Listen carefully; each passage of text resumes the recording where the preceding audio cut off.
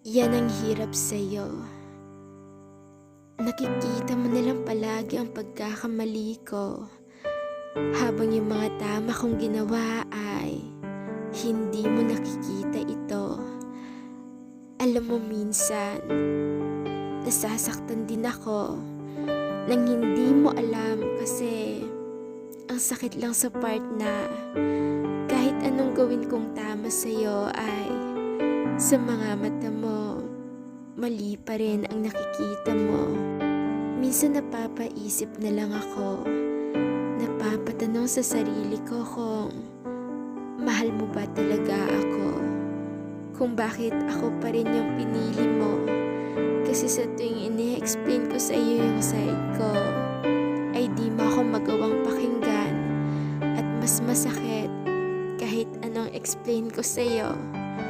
Mali pa rin ako. Mali pa rin ako sa mga mata mo. Kailan kaya ako magiging tama, no? Kailan kaya, no?